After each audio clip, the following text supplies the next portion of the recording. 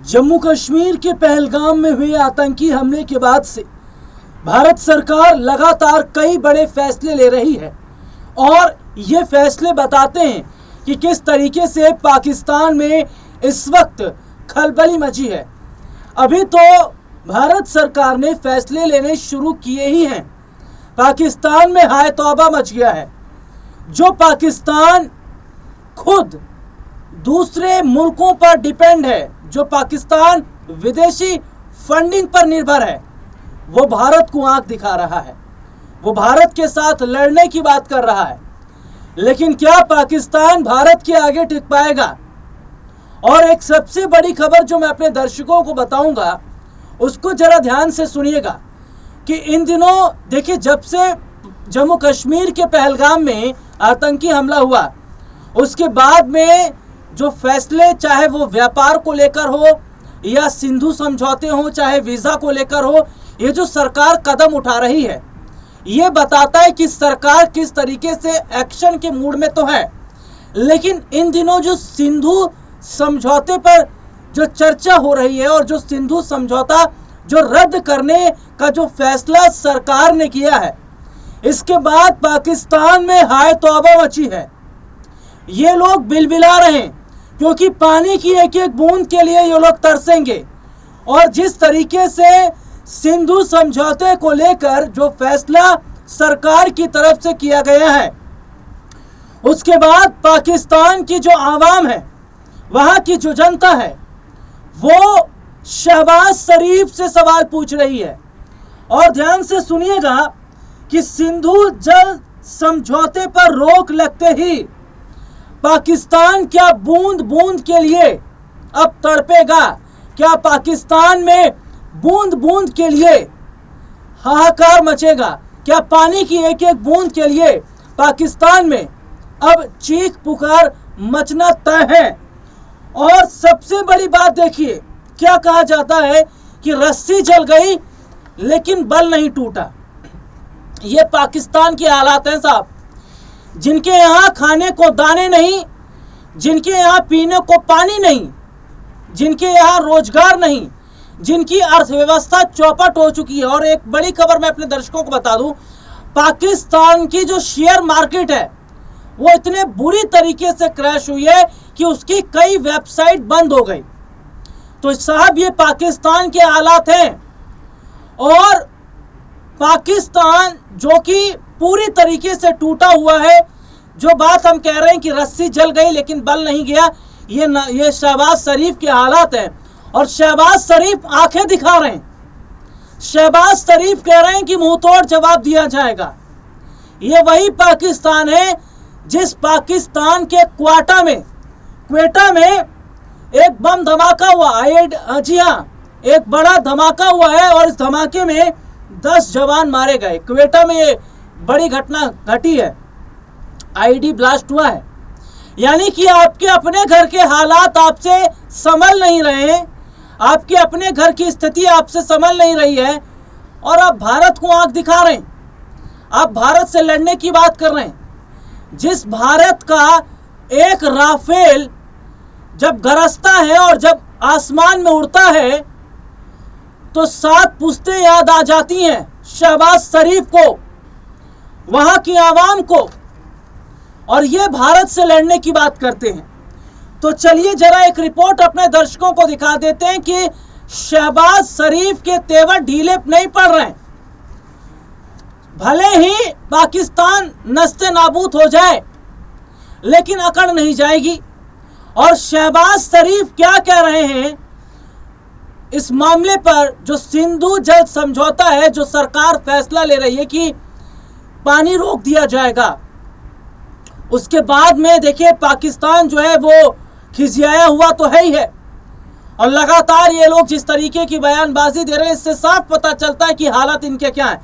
शहबाज शरीफ ने क्या कहा है, और इसके साथ ही अपने दर्शकों को बताऊं कि एक बड़ी पार्टी है वहां पर, पीपीपी, उनके पार्टी के एक लीडर है, उनका क्या बयान है, एक रिपोर्ट देखिए। पाकिस्तान पीपुल्स पार्टी के चेयरमैन जरदारी ने सिंधु जल समझौता तोड़ने पर भारत को युद्ध की खुली धमकी दे दी है।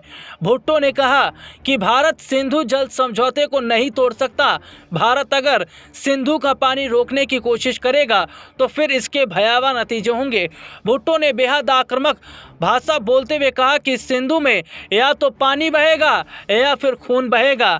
पाकिस्तान की सरकार भी कह चुकी है कि भारत के सिंधु जल समझौता तोड़ने को वह युद्ध के ऐलान की तरह देखेगी।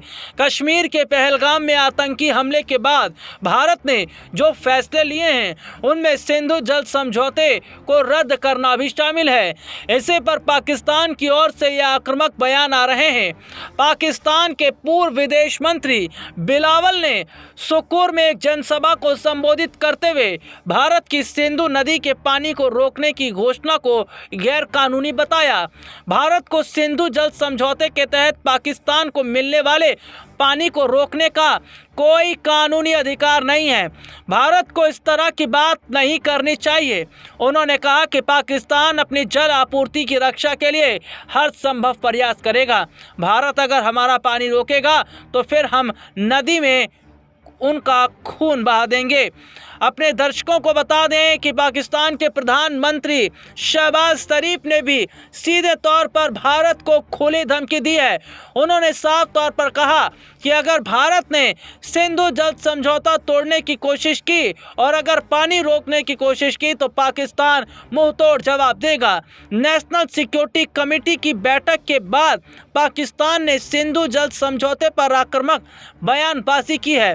पाकिस्तान ने कहा कि सिंधु जल समझौते का उल्लंघन करते हुए अगर नदियों का पानी रोका जाता है तो इसे युद्ध के ऐलान के तौर पर लिया जाएगा। इसका जवाब पूरी ताकत के साथ दिया जाएगा। पाकिस्तान के विदेश मंत्री इशाक डार ने कहा कि इसके लिए हमें जो भी कदम उठाने पड़ेंगे हम उसके लिए तैयार हैं। सिंधु जल समझौता भारत और पाकिस्तान के बीच नदियों के पानी का बंटवारा करता है। इस संधि के हिसाब से सिंधु, झेलम और चिनाब का पानी पाकिस्तान को देना तय किया गया है। इस समझौते में रावी, व्यास और सतलुज नदियों का पानी भारत को दिया है। इस संधि में दोनों देशों के बीच समझौते को लेकर बातचीत करने और साइट के मुआयने का प्रावधान है। यह संधि कई युद्ध होने के बावजूद भारत और पाकिस्तान में लगातार बनी रही है। हालांकि अब इस संधि से बाहर आने की बात भारत ने कही है और दूसरी तरफ प्रधानमंत्री जो पाकिस्तान के शहबाज शरीफ, उन्होंने भारत को खुली धमकी दी है कि अगर भारत ने सिंधु नदी का पानी रोकने की कोशिश की तो इसका परिणाम उन्हें भुगतना पड़ेगा। ये रिपोर्ट आपने देखी जिसमें विस्तार से हमने अपने दर्शकों को दिखाया।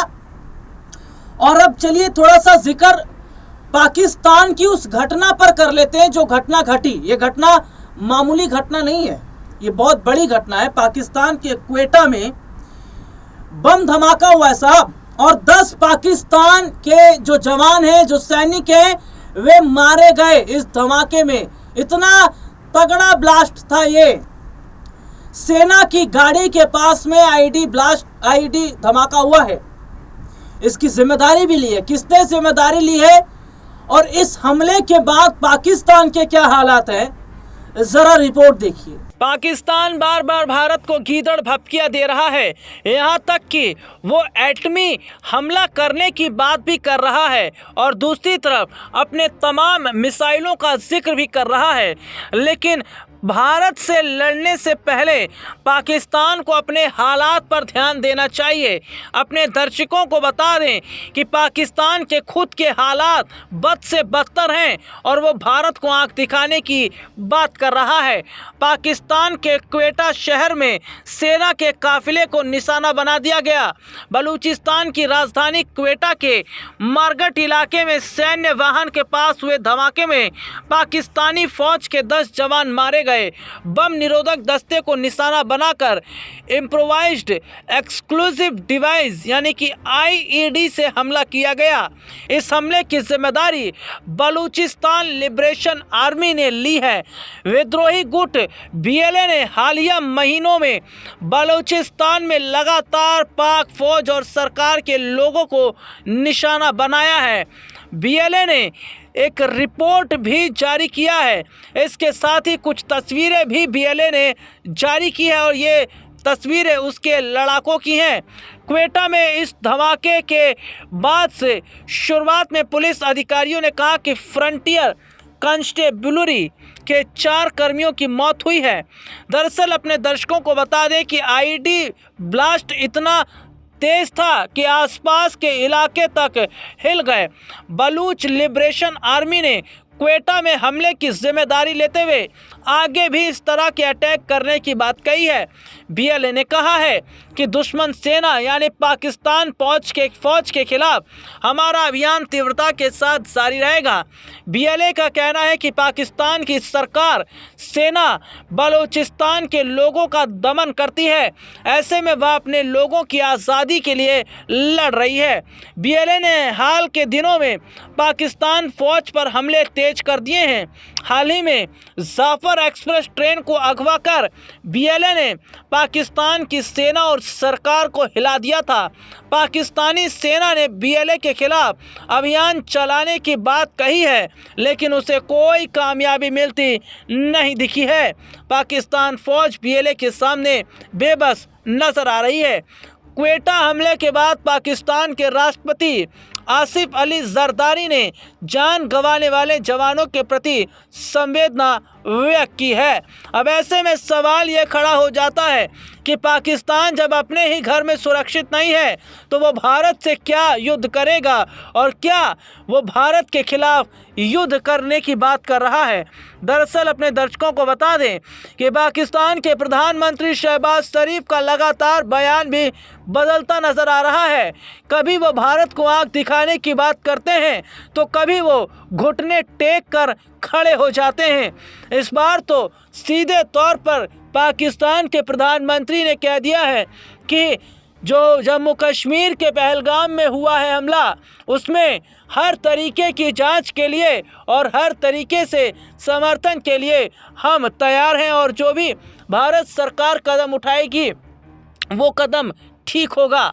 ये रिपोर्ट आपने देखी जिसमें हमने अपने दर्शकों को दिखाया, और सबसे बड़ी बात है कि जो पाकिस्तान खुद आतंकवाद से घिरा हुआ है और जो पाकिस्तान आतंकियों को पनाह देता है, जो पाकिस्तान अपने यहाँ आतंक को पालता है, वो पाकिस्तान भारत को जवाब देने की बात कर रहा है।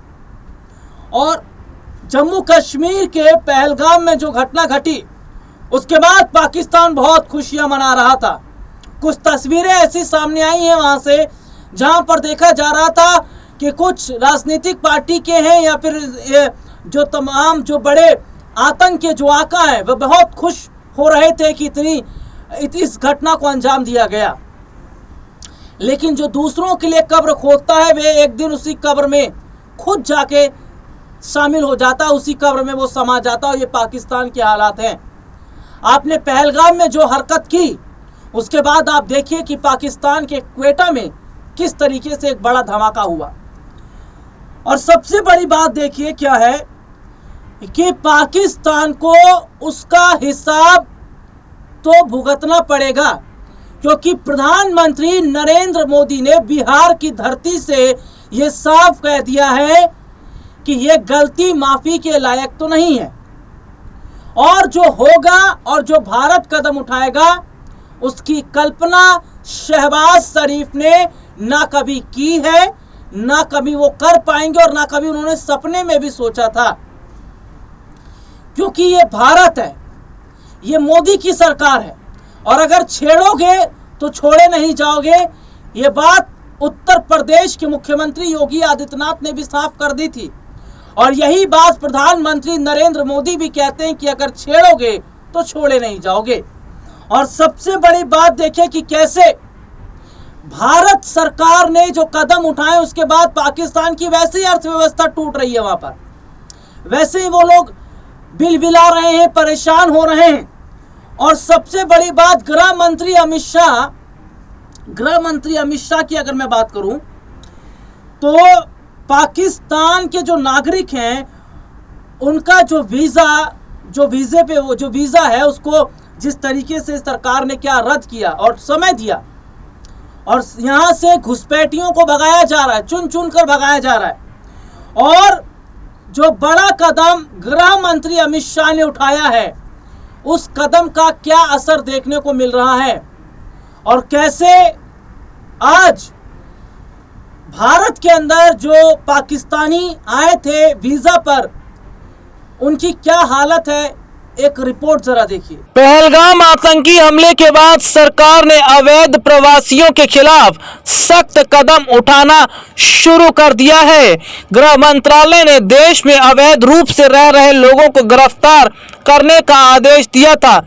इसी के मद्देनजर गुजरात पुलिस ने सर्च ऑपरेशन शुरू किया। गुजरात पुलिस ने घुसपैठियों के खिलाफ बड़े पैमाने पर कार्रवाई करते हुए अहमदाबाद और सूरत में 557 से अधिक लोगों को हिरासत में लिया।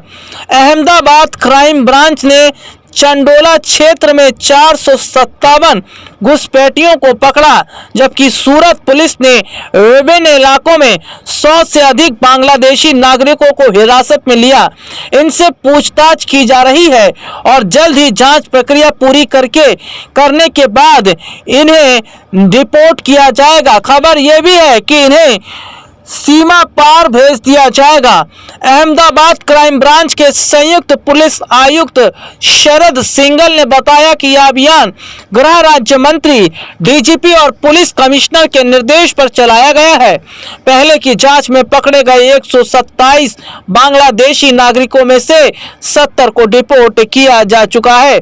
अपने दर्शकों को बता दें कि जम्मू कश्मीर के पहलगाम में हुए हमले के बाद में सरकार लगातार घुसपैठियों पर नकेल कस रही है। इसके साथ ही उन्होंने उन तमाम लोगों के वीज़ा भी रद्द कर दिए हैं जो पाकिस्तान से यहाँ आए हैं, और उन्हें समय भी दे दिया है कि वो जल्द से जल्द भारत को छोड़ दें।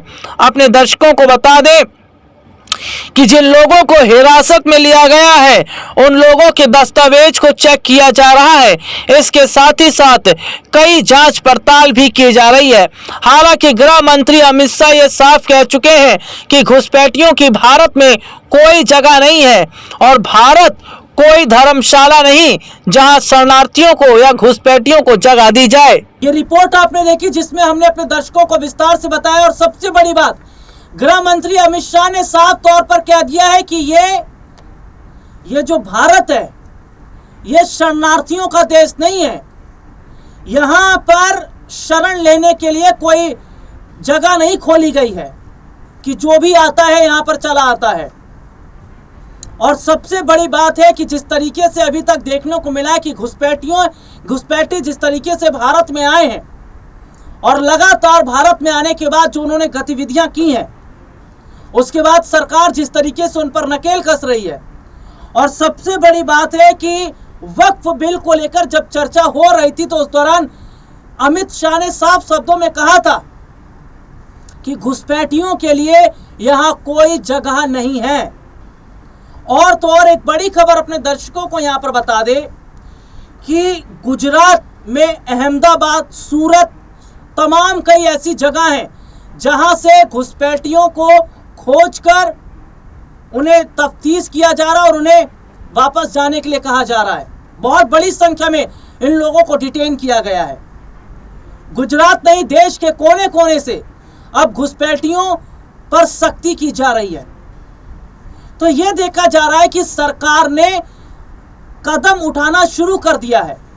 सरकार ने यह साफ कर दिया है कि पाकिस्तान को हर तरीके से तोड़ दिया जाएगा, चाहे वो आर्थिक तौर पर हो, चाहे वो सैन्य बल पर हो।